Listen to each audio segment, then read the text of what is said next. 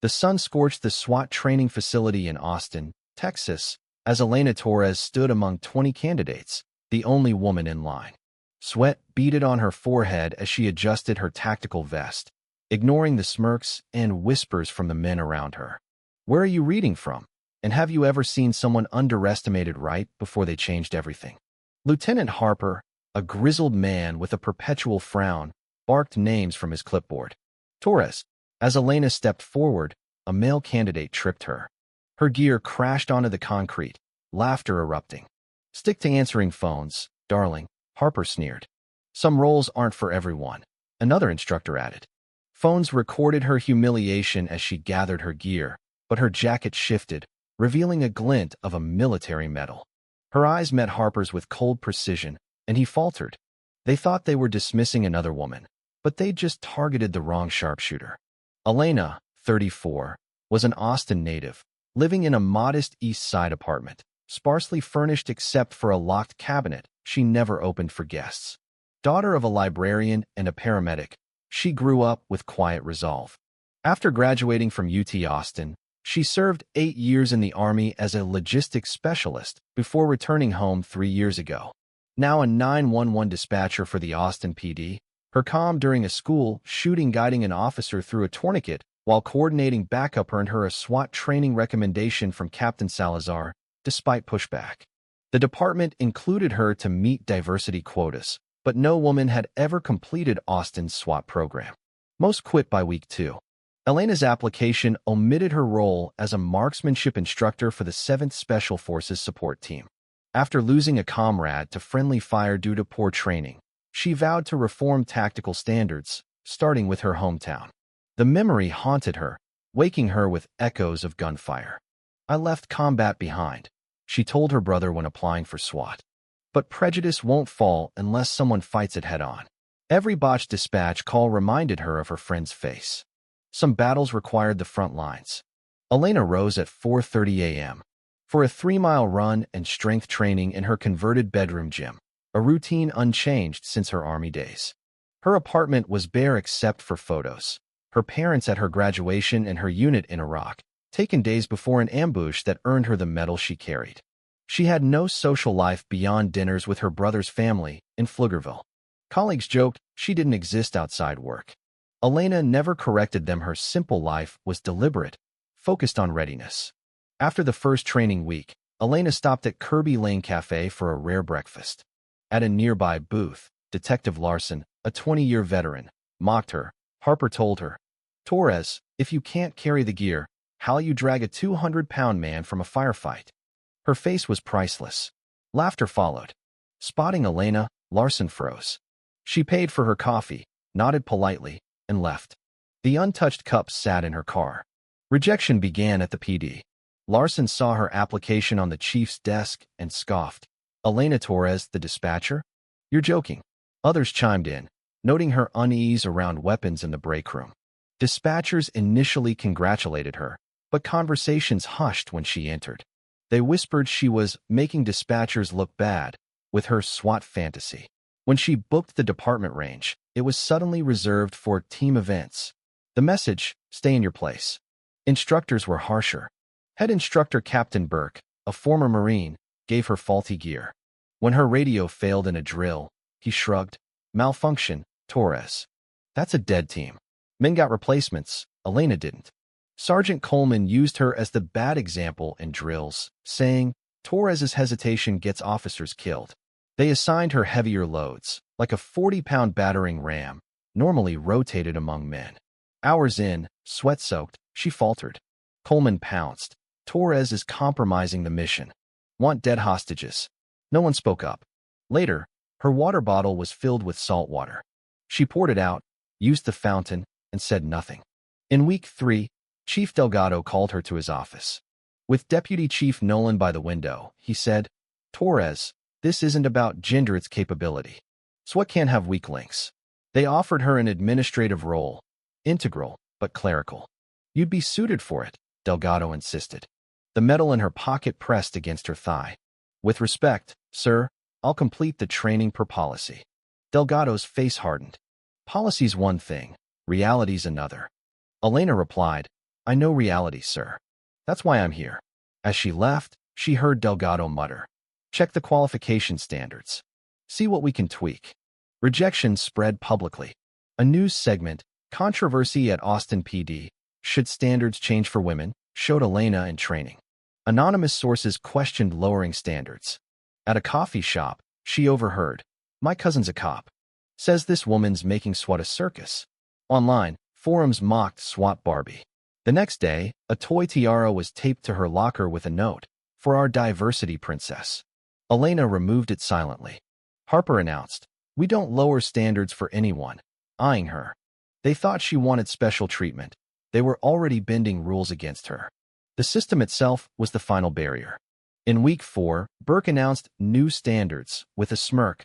Obstacle course times cut by 30 seconds. Pull-ups raised from 5 to 12.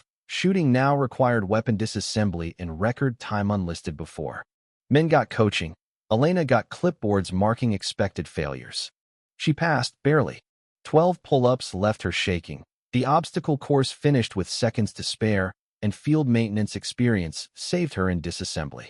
Burke's jaw tightened. You just made it, Torres. Don't get comfy. Elena stayed composed but isolated. In her car after brutal days, she gripped the wheel, breathing deeply. The medal, earned saving 3 soldiers in an ambush, was her anchor.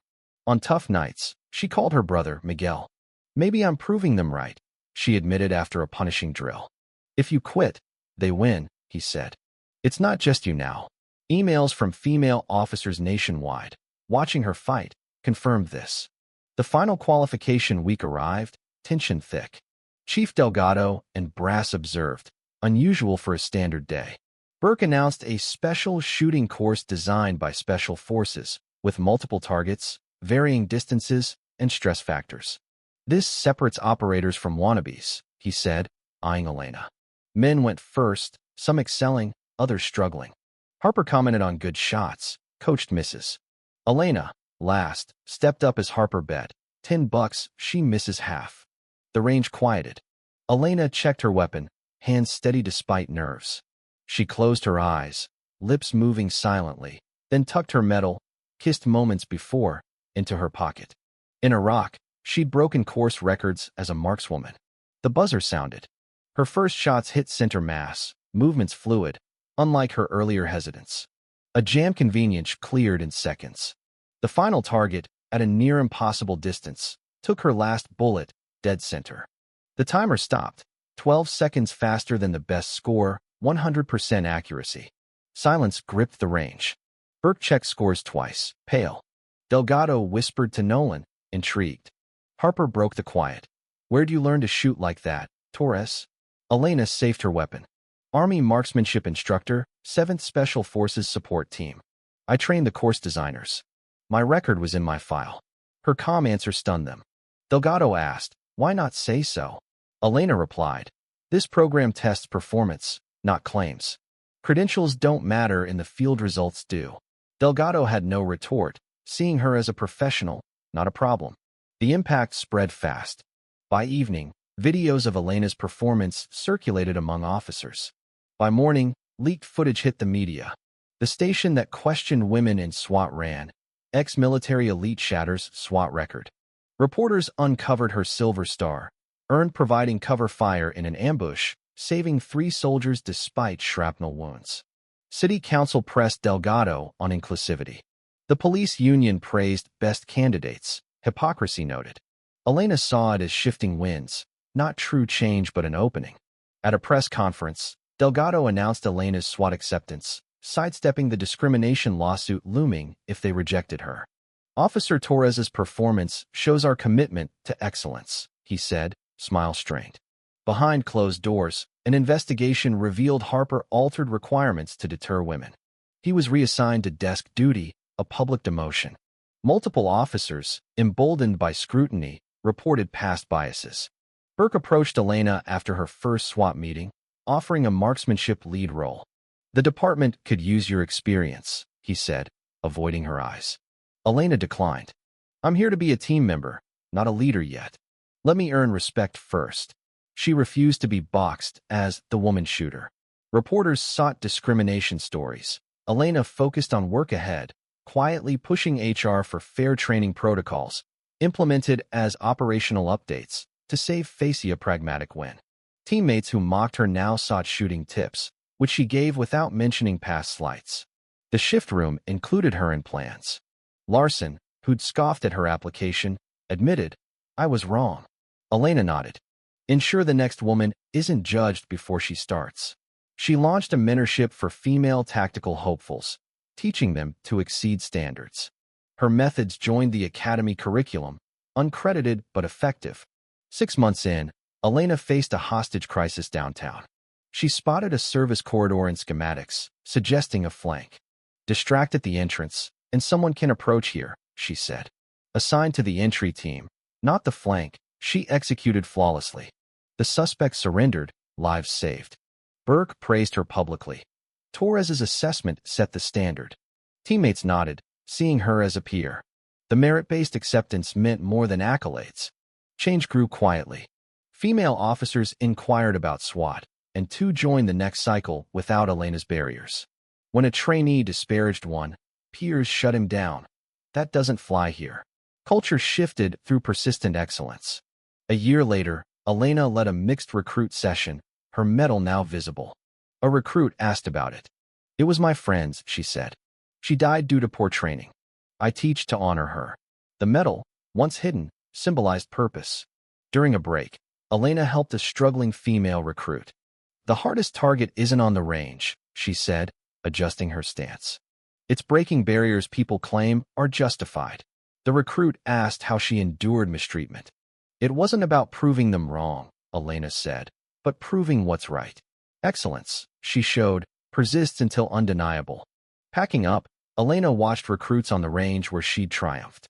New standards sought the best, not the traditional. The department wasn't perfect, but it was evolving stronger, more effective. Elena hadn't just joined SWAT. She'd redefined it, healing her past wounds. True strength isn't force, but endurance when others expect failure. Would you stand alone to open doors for others?